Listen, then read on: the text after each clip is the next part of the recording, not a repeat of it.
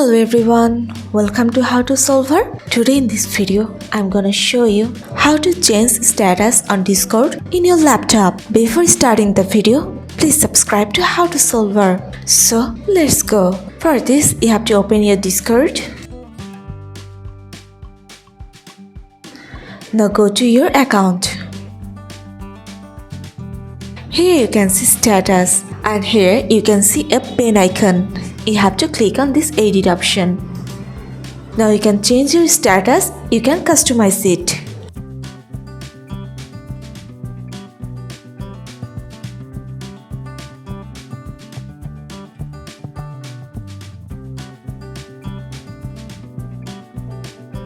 So this is how you can change status on Discord account in your laptop.